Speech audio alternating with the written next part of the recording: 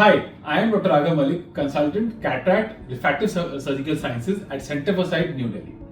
Before I start, I want to ask you, आपने अपना last आई exam कब कराया था? एक हफ्ते पहले, एक महीने पहले, साल पहले या आज तक कभी नहीं कराया? Let me tell you कि आई एग्जामिनेशन कराना कितना इंपॉर्टेंट है. So there is one good news and one bad news. Let's start with the bad news first. कोई भी आंख में अगर प्रॉब्लम होती है, उसका सिम्टम या फिर उसका पता आपको इमीडिएटली नहीं चलेगा. आई की जो प्रॉब्लम्स हैं वो स्टार्टिंग में बहुत ही धीरे धीरे स्टार्ट होती हैं, सच दैट आपको पता नहीं लगेगा. You will not get to know that your eyes are affected, but ultimately vision कम होना स्टार्ट हो जाएगा. एंड जब ऐसा हो जाता है दैट मीन बीमारी काफी आगे तक प्रोग्रेस कर चुकी है. That is the bad news. But what is the good news? The good news is that by timely intervention, by timely examination, all these problems can be avoided. Most of the problems that affect the eye with timely management can be cured or can be prevented. So it is better to have eye examination at regular intervals. आज मैं आपको बताऊंगा आई examination में क्या क्या included होता है. Before we know कि हमें आई एग्जामिनेशन कब कब कराना चाहिए और आई एग्जामिनेशन में होता क्या क्या है, आपको अंडरस्टैंड करना है कि आंखों का स्ट्रक्चर कैसा होता है. एक फैक्ट बताता हूं, जो आप आंख बाहर से देख पा रहे हैं वो सिर्फ 1/6 है. 5/6 आंख का स्ट्रक्चर आप देख ही नहीं पाते. वो सब आंख के अंदर, हमारे स्केलेटन के अंदर है, फेस के स्केलेटन के अंदर होता है. तो इसलिए we have to have timely examination so that we need to know where exactly any problem, if there is, it can be identified and it can be managed very well. So अगर आप दूर से किसी को देखते हैं तो आपको क्या नजर आता है? एक ये आंखों का गोला जिसे हम कहते हैं, सेंटर में दिखता है हमें ये ब्राउन पार्ट जिसे हम कहते हैं आइरिस, और एक सेंटर में होल होता है जिसे हम प्यूपिल कहते हैं. एंड ये सारा व्हाइट एरिया हमें नजर आता है. ये तो हमारा फ्रंट पोर्शन हो गया, जो हमें फ्रंट से किसी भी आंख नजर आती है, ऐसी नजर आती है. एक सेंटर में ब्राउन एरिया होता है और यहाँ पे एक सेंटर में होल होता है जिसे हम प्यूपिल कहते हैं, जिसके अंदर से लाइट जाती है. और ये सारा व्हाइट एरिया नजर आता है. ये सब हमें फ्रंट से नजर आता है. अगर हम साइड से देखें तो जो हमारी आंखों के अंदर बोन होती है, जो हमारा फेस का स्ट्रक्चर है, जो हमारा स्कल है, अगर हम साइड के व्यू से देखें तो ऐसा कुछ एक बोनी केज होता है जिसके अंदर हमारी आंख रहती है. ये हमारी लिड्स है जिसे हम पलके कहते हैं. ये कुछ इस तरीके से होती है जो आंखों को बंद करती है. और जो हमारी आंखों का गोला है जिसे हम आई बॉल कहते हैं, वो आंखों के अंदर ऐसा रहता है.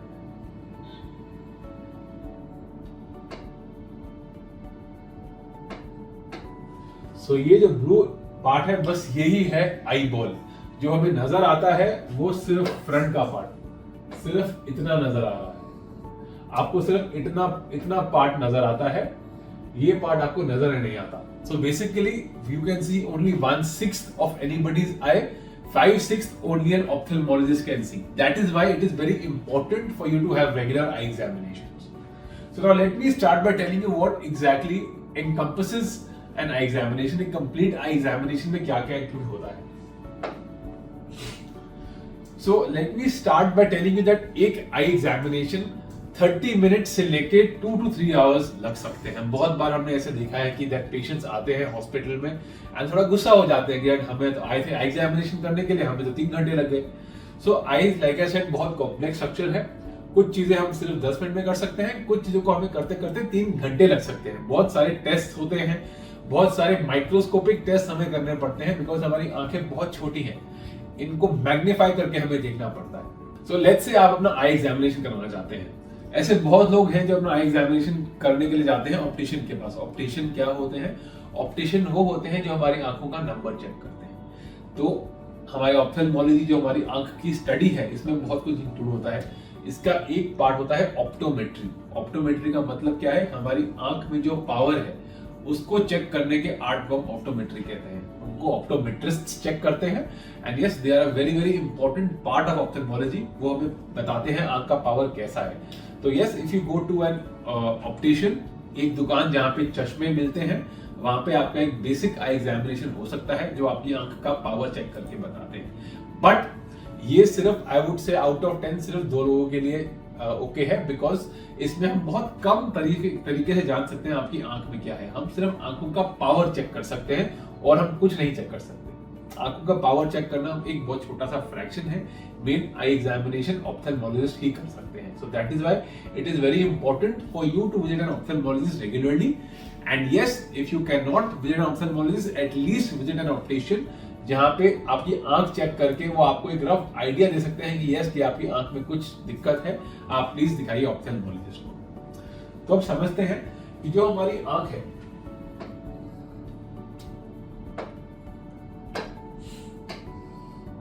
ये आंखों का स्ट्रक्चर है।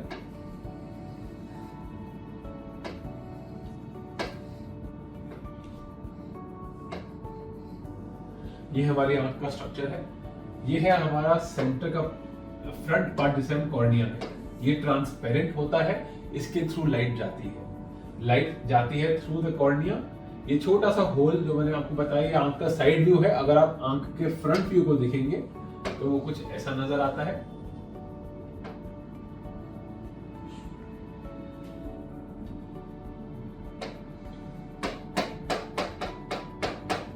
ये हमारी आंख का साइड व्यू है, ये हमारी आंख का फ्रंट व्यू है। तो फ्रंट व्यू में देखेंगे आपको नजर आएगा एक ब्लू सा एरिया, एक ब्राउन एरिया है जिसे हम आइरिस कहते हैं, और सेंटर में एक होल है। इस होल को हम कहते हैं प्यूपिल। इससे हमारी लाइट हमारी आंख के अंदर जाती है। यही अगर आप साइड व्यू देखेंगे तो ये जो ब्राउन एरिया है ये हमारी आंखों के अंदर रहता है, जिसे हम आइरिस कहते हैं। और जो फ्रंट पार्ट है, जो हमें फ्रंट में नजर नहीं आता, वो ट्रांसपेरेंट स्ट्रक्चर जिसे हम कॉर्निया कहते हैं, COR। तो लाइट हमारी कॉर्निया से आती है और इस छोटे से होल के अंदर, प्यूपिल के अंदर से जाती है, और ये हमारी आंख का नेचुरल लेंस है।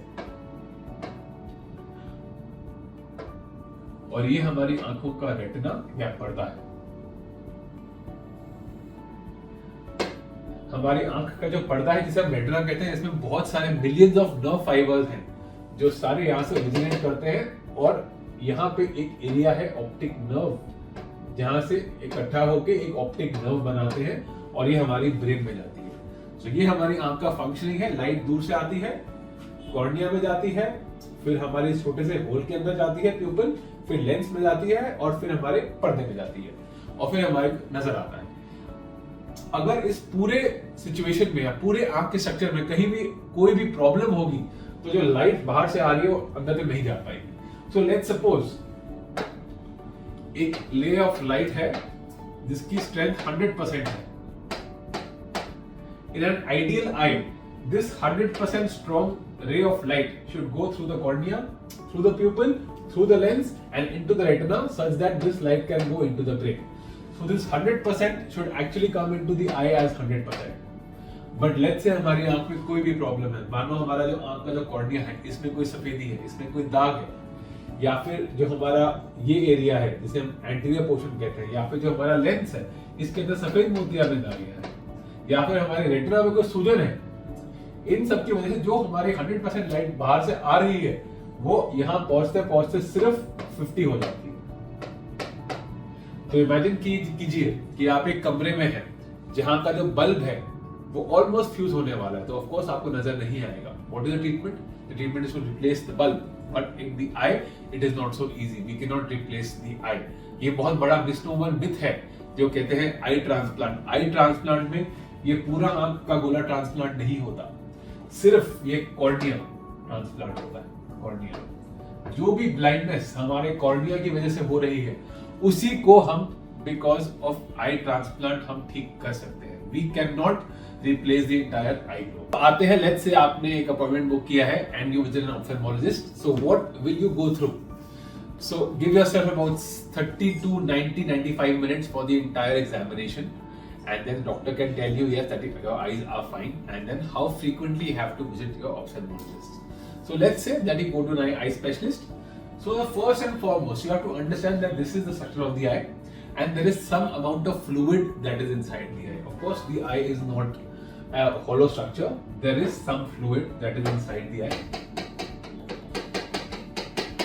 Just like you have blood inside your blood vessels, there is a blood pressure.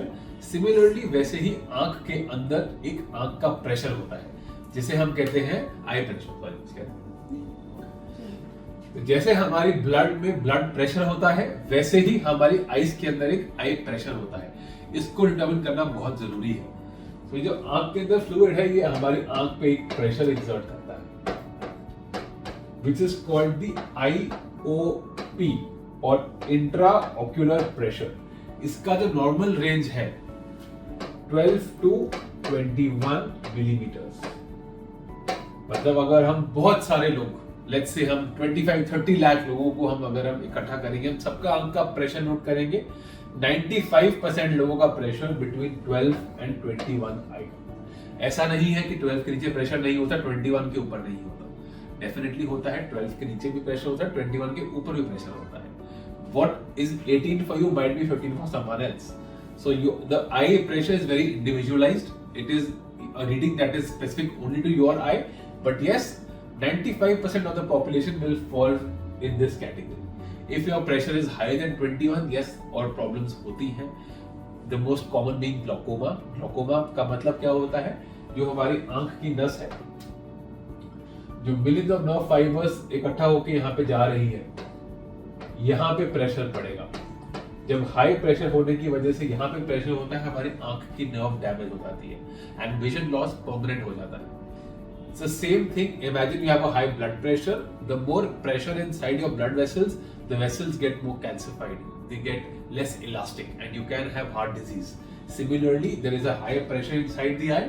The pressure is exerted onto the optic nerve, and the nerve fibers get damaged. So there is slow, steady and progressive loss of vision.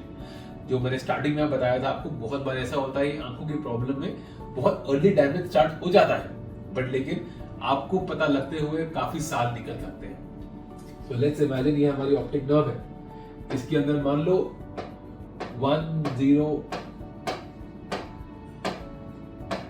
Let's say इतने million nerve fibres हैं, let's say इतने nerve fibres हैं, and at the age of 40 कभी आपको glaucoma होना start हो गया। Glaucoma किसे होता है? यूजुअली जिनका पावर बहुत हाई है, या फैमिली हिस्ट्री है, या फिर स्टेरॉइड्स बहुत यूज करते हैं। तो ऐसे में क्या है कि आंखों का प्रेशर बढ़ जाता है। ये प्रेशर हमारी नर्व के ऊपर भी पड़ रहा है, and let's say over the next 15 years ये नर्व फाइबर इसमें से एक 0 हटा दो, इतनी नर्व फाइबर्स कम होगी। इतने में आपको फर्क नहीं पता रहेगा, आपकी विजन बिल्कुल नॉर्मल रहेगी। आपने आई चेकअप नहीं कराया, कोई चेंज नहीं होने वाला। लेट्स से कुछ साल और बीत गए और नर्व फाइबर कम हो गए, कुछ नहीं होगा। बट यस, अब जब इतना एक ड्रास्टिक फर्क पड़ जाएगा, इतने नर्व फाइबर आपके कम हो जाएंगे, and then you go and ophthalmologist, आपकी आंख में डैमेज होना स्टार्ट हो चुका होगा। So what I mean to say is that you should visit us at this stage when you have so many nerve fibers. Earlier the better. जितना आप delay करेंगे आई का चेकअप, उतना ज्यादा डैमेज आपकी आंख में बढ़ता रहेगा, एंड हो सकता है वो डैमेज परमानेंट हो जाए। So come to us when the damage is temporary and it can be reversible. तो जैसे ही आप आई के हॉस्पिटल में जाएंगे, सबसे पहले आपका आंख का प्रेशर नोट किया जाएगा। Like I said, pressures are between 12 and 21, but this is not an exact figure. You can have pressure 24, which can be normal. You can have pressure 21, which can be abnormal. So that your doctor will tell you what exactly is the correct pressure for you. So now you have entered the eye hospital. सबसे पहले चीज आपके पास जो होगी वो आपका IOP, intraocular pressure note किया जाएगा. Like I said, it is normally between 12 and 21, but this value can be different at different parts and different times of the day. 21 pressure can be abnormal, but a 24 pressure can also be normal. इसका मतलब क्या है, ये आपके ophthalmologist आपको better बता पाएंगे। ये जो प्रेशर है बहुत फैक्टर्स पे डिपेंड करता है, एंड उससे पता लगेगा कौन सा प्रेशर आपके लिए ठीक है। हाई प्रेशर होगा, आपकी नर्व पे डैमेज होगा, एंड धीरे धीरे आंख की नस खराब हो जाती है। तो इसलिए आंख का प्रेशर नॉर्मल होना बहुत जरूरी है। नंबर 1, सबसे पहले आपका प्रेशर नोट किया जाएगा। उसके बाद जो आपके साथ टेस्ट किया जाएगा उसे हम कहते हैं AR, ऑटो रिफ्रैक्टोमेट्री। इसमें क्या होगा, ये आपका बेसिकली एक रफ एस्टिमेट ऑफ पावर हमें बताएगा। रफ एस्टिमेट का मतलब मान लो आपका नंबर -5 है, ये हमें एक रफ एस्टिमेट देगा -5.5 स्फीयर एंड आपका सिलिंड्रिकल पावर कितना है। तो एक रफ एस्टिमेट हमें देगा एंड इससे हमें आपके कॉर्निया का शेप का पता लगता है, कॉर्निया का शेप एंड आंखों का पावर, रफ एस्टिमेट। ये दोनों जब स्कैन्स हो जाएंगे then you will go to an optometrist.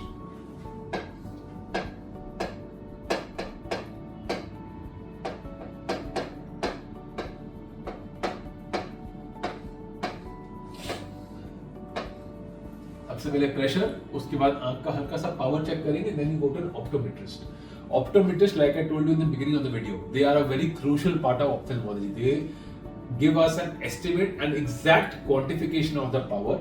बहुत स्किल वाला काम होता है, इतना आसान नहीं है चश्मे का पावर चेक करना, बहुत मशीन इन्वॉल्व है, बहुत एक्सपीरियंस चाहिए होता है पावर निकालने के लिए।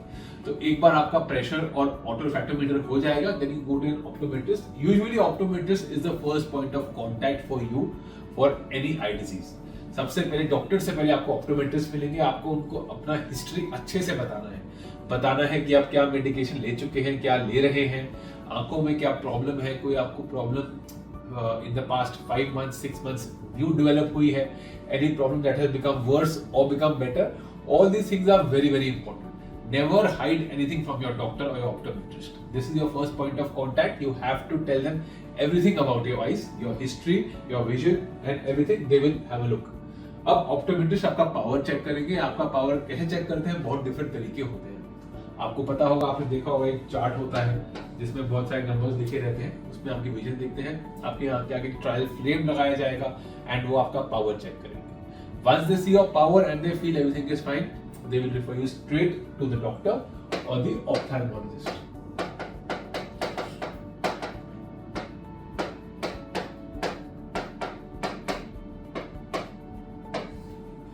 So after the optometrist, you get your power of spectacles and you have to give a thorough history of any eye ailments, any eye treatment, any eye problems. उसके बाद ऑप्टोमेट्रिस्ट जज करते हैं कि आपको आगे क्या करना है। Do you go to an ophthalmologist directly या फिर आपको कोई और स्कैन उससे पहले करने हैं। जैसे मैंने आपको बताया था कि हमारी आंख का जो स्ट्रक्चर है, ये है फ्रंट पार्ट, ये छोटा सा होल है, तो ऑफ कोर्स इसकी जो ओपनिंग है ये सिर्फ 3 to 4 मिलीमीटर होती है, ज्यादा कहीं 2 मिलीमीटर भी होती है। तो इस छोटे से होल के अंदर हम आंख के अंदर नहीं देख सकते। अगर विजन आपका अच्छा है, 6/6 है, पावर आपका ठीक है, there's a good chance कि ऑप्टोमेट्रिस्ट बोलेंगे you go to the ophthalmologist and then continue your eye test.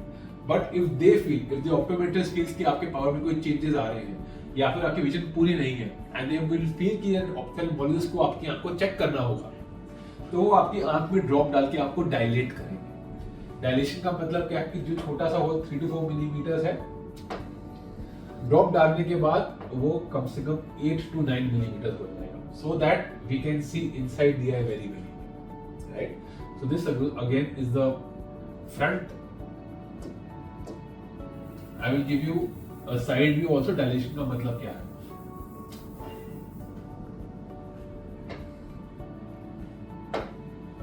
ये हमारी आई है, आंख के अंदर ये हमारा ब्राउन पोर्शन इतना बड़ा होता है। तो जो भी हमारे आंख के अंदर के स्ट्रक्चर्स हैं, ये सब मतलब starting from this area up till here, all this is not visible to the naked eye. हम जब ऑप्थेल्मोलॉजिस्ट किसी भी मशीन पे भी देखते हैं, हम सिर्फ ये फ्रंट वाला पार्ट देख सकते हैं, बस। पीछे का पार्ट देखने के लिए हमें आपको डायलेट करना पड़ेगा। डायलेट करते हैं, आपको कोई स्पेसिफिक ड्रॉप्स होती हैं, अगर आपको किसी दवाई से एलर्जी है, आपको अपने ऑप्टोमेट्रिस्ट को बताना है, so they can be very careful. And once ये ड्रॉप्स डाल देते हैं तो क्या होता है कि जो ये ब्राउन पार्ट है, जो इतना बड़ा होता है, ये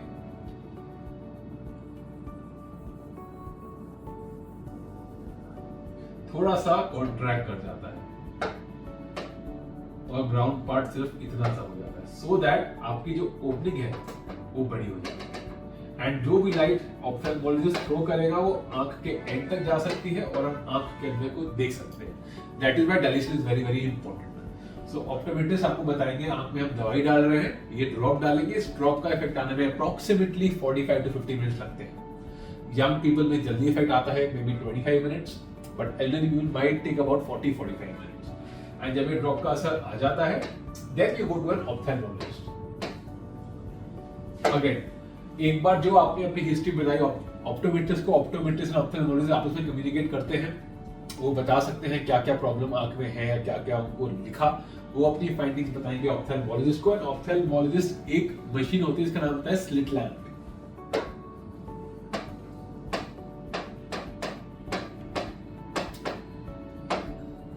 लैम्प का मतलब क्या है? बेसिकली एक छोटा सा बल्ब है जो एक मैग्नीफाइंग ग्लास पे लाइट लगाएगा एंड आपकी आंख के स्ट्रक्चर बहुत मैग्नीफाइड नजर आएंगे।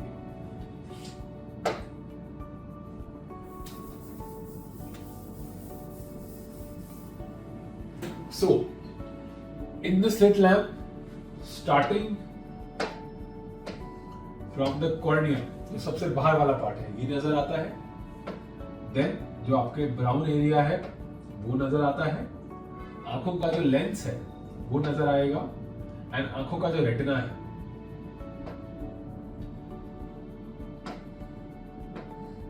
इतना पार्ट नजर आएगा। अगर आप देखोगे मैंने जो स्ट्रक्चर बनाया पूरा नहीं बनाया। पूरे का मतलब क्या है कि स्लिट लैम्प की अपनी लिमिटेशंस है।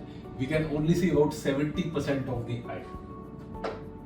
जो इसके ऊपर वाला पार्ट है,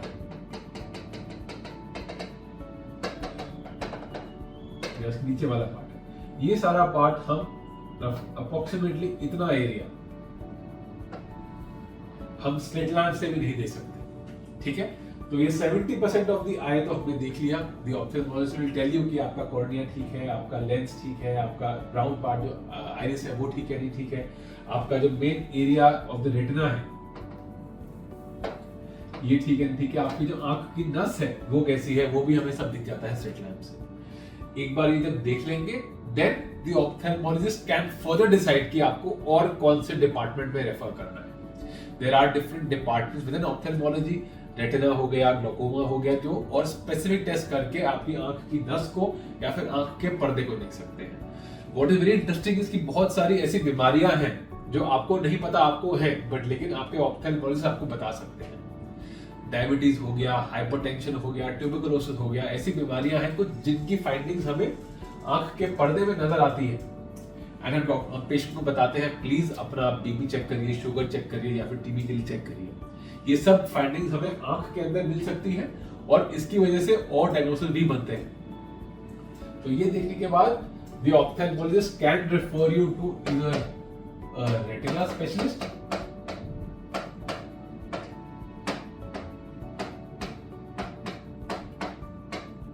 और ग्लोकोमा स्पेशलिस्ट,